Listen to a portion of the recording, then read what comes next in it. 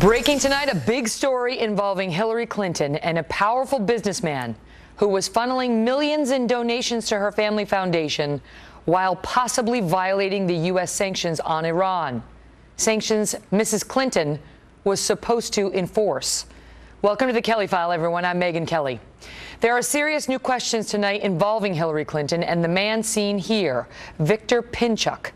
Mr. Pinchuk is the fourth richest man in Ukraine, the owner of a massive pipeline company, and reportedly the man who gave more to the Clintons' family foundation than any other individual.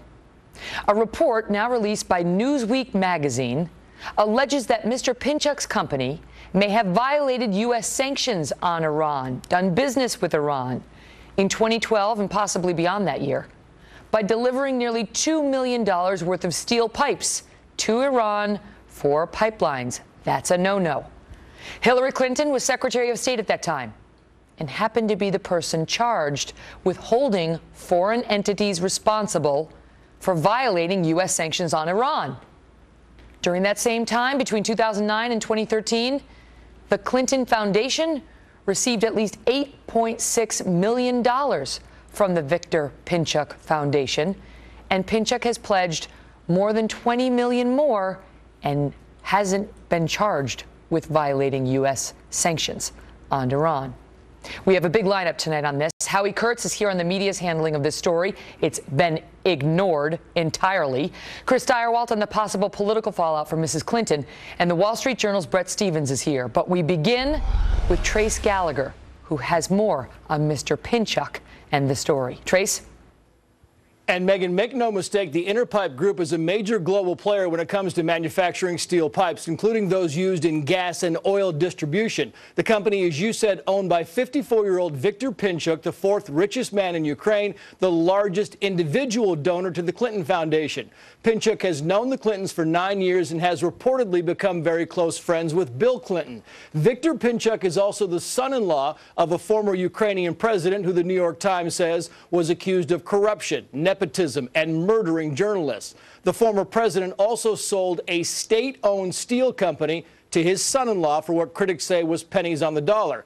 Now, back in November, former Congressman Republican Steve Stockman raised a red flag with the U.S. Treasury Department over Interpipe's dealings with Iran. Stockman was concerned that Interpipe was circumventing U.S. sanctions that prohibit any single invoice of more than $1 million to Iran's oil and gas industry. Newsweek now claims it has documentation that confirms a series of shipments from Interpipe to Iran in 2011 and 2012 with invoices totaling millions of dollars. Now, some argue that U.S. sanction laws are not well defined and that Interpipe may not be in violation, but Interpipe also has a subsidiary right here in the U.S., and that alone might qualify the company for crippling penalties like denying it access to both the U.S. market and U.S. banks. Back in 2012, a Chinese oil company with no U.S. base of operations was penalized for ignoring U.S. foreign policy. Of course, the State Department is in charge of policing the list of foreign companies, and at the time, the head of the State Department was, of course, Secretary of State Hillary Clinton. Interpipe has responded to Newsweek's story, calling it inaccurate and potentially libelous, saying, quoting here, Interpipe has complied with the sanctions to the letter. Any allegation to the contrary is completely wrong. The alleged evidence of alleged violations is either falsified or the authors have been misled in the interpretation. Experts say, violation or not, this is why even some Clinton supporters believe taking donations from foreign companies is a bad idea. Megyn. Trace, thank you. Joining us now with more, Bret Stephens, a columnist for the Wall Street Journal and author of America in Retreat, The New Isolationism and the Coming Global Disorder. Bret, good to see you. So this is a significant story that right now is on Newsweek. They posted it on Saturday. And this is as close as we've seen so far to a direct suggestion of a this for that deal, where this guy made millions in donations to the Clinton Foundation, and according to this former congressman and according to Newsweek, which claims to have seen the documents, he was providing oil supplies basically to Iran, which is a no-no under U.S. sanctions, and faced no penalty, which he denies. But Newsweek and this former congressman seem to think he did. Well, look, This is, to me, this is just an emblematic story about the way the Clintons do business, the way they've done business for a long time, since their days in Arkansas, all the way into the present. Look, if Hillary Clinton has a theme song for her campaign, it should be Blurred Lines. Because here we see a perfect example of the blurring of her functions as Secretary of State, as a political figure, as a person with responsibility over a major philanthropy, and then in terms of her private interests. I was at a conference in Ukraine just a couple of years ago, sponsored by Mr.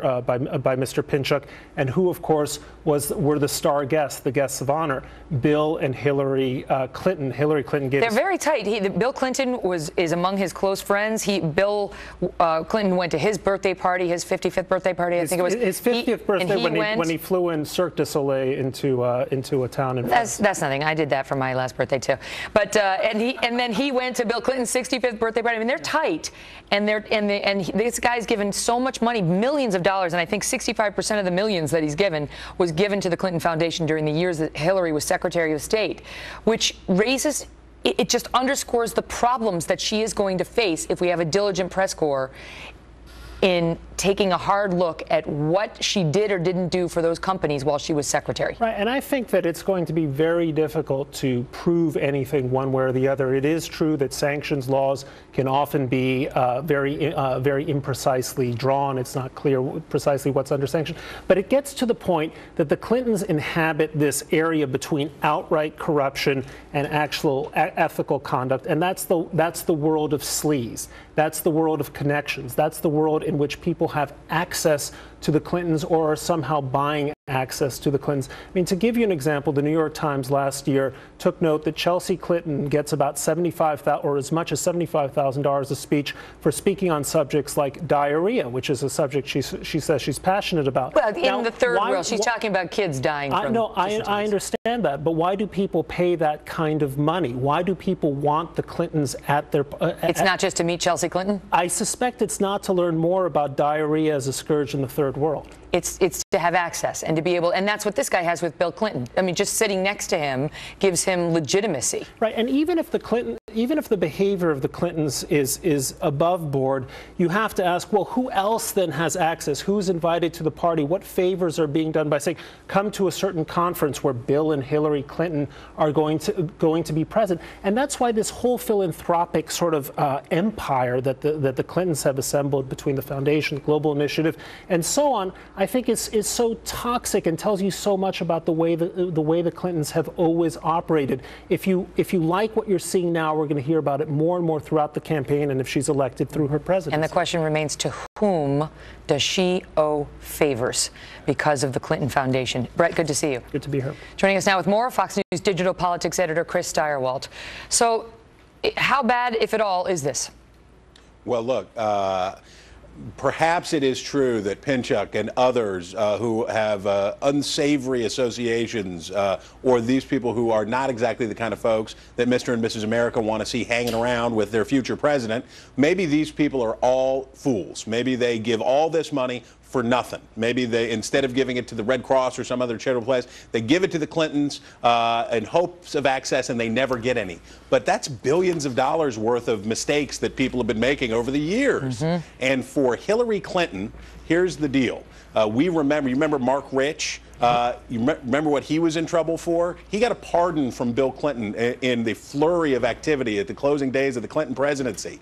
He got a pardon because he was on the lam in Europe for violating rules for trading with Iran. It was so serious that he was trafficking in oil with them, that it was so serious he was facing enormous penalties, big enough that he fled to Europe and stayed there, and then somehow, magically, at the end of the Clinton presidency, got a very nice pardon deal. Mm-hmm. A deal pushed by Eric Holder. Well, yes, a deal ratified. Eric Holder checked off on it at the end, which I'm sure he has regretted to this day.